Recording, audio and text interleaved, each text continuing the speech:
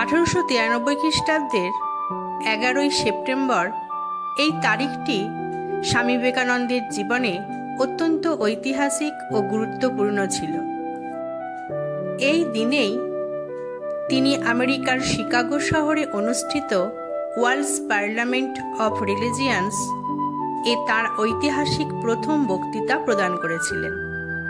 তিনি তার ভাষণ শুরু করেছিলেন অমর আহ্বান দিয়ে, sisters and brothers of America. এই সম্বোধন শুনে পুরো হল ঘর করতালিতে মুখর হয়ে ওঠে।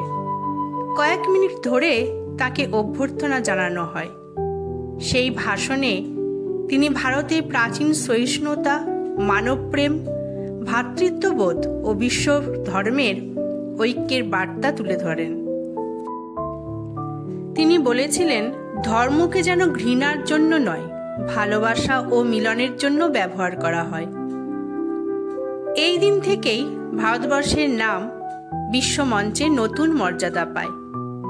আমেরিকার সংবাদপত্র তাকে সাইক্লোনিক মঙ্ক ফ্রম ইন্ডিয়া বলে অভিহিত করেন। ভারতের নবজাগরণের ইতিহাসে 11ই সেপ্টেম্বর 1893 এক অমর দিন হয়ে রয়েছে।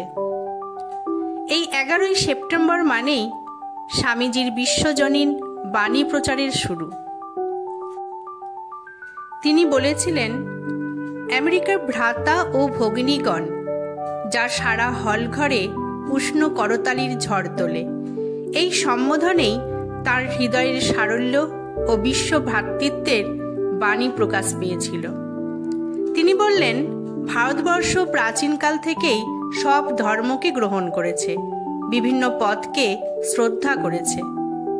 তার বাণীতে স্পষ্ট ছিল যে সব ধর্মই মূলত এক সত্যের দিকে নিয়ে যায়। কারো ঘৃণা নয়, বরং পারস্পরিক ভালোবাসাই ধর্মের প্রকৃত চিহ্ন। তিনি বললেন, পৃথিবীতে বিভেদ নয়, ঐক্য চাই। মানবজাতিকে একে অপরকে ভালোবাসতে হবে। তিনি উল্লেখ করেন যে অসহিষ্ণুতা ও ধর্মান্ধতা মানুষের জীবনে কত ভয়ঙ্কর ক্ষতি করেছে।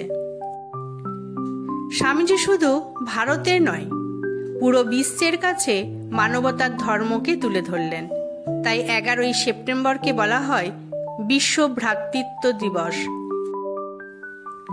শিকাগো ধর্মসভায় প্রথমে স্বামীজিকে বক্তৃতার কোনো সুযোগ দেওয়া হয়নি। কয়েকদিন তিনি খুব কষ্টেই ছিলেন। পরে যখন সুযোগ এলো, তিনি তার ঐতিহাসিক বাণী দিলেন, sisters and brothers of America.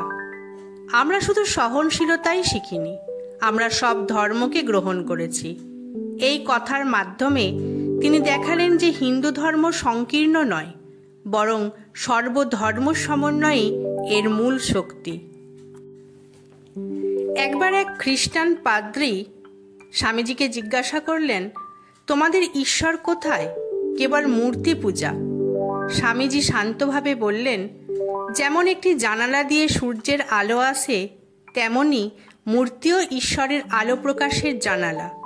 আমরা সূর্যকেই দেখি, জানালাকে নয়। এখানে তিনি হিন্দু ধর্মের মূর্তি পূজার দার্শনিক ব্যাখ্যা বিদেশিদের কাছে সহজে বুঝিয়ে দিলেন।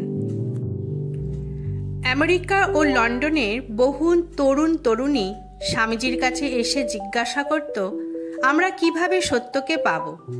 তিনি বলতেন, নিজেকে চেনো, আত্মাকে জানো, এটাই হিন্দু ধর্মের শিক্ষা।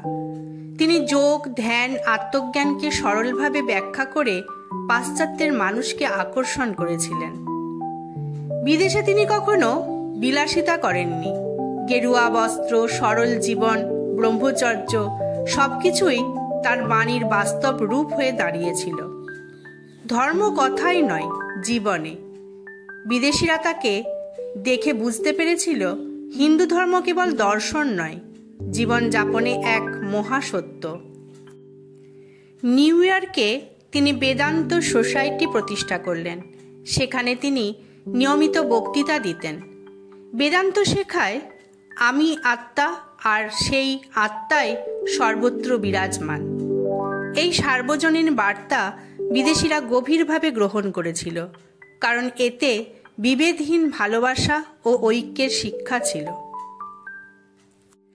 এই ঘটনাগুলি প্রমাণ করে যে স্বামীজি কেবল বক্তৃতার মাধ্যমে নয়, নিজের জীবন, দর্শন ও প্রতিষ্ঠানের মাধ্যমে বিদেশে হিন্দু ধর্মের আলোক প্রদীপ জ্বালিয়েছিলেন।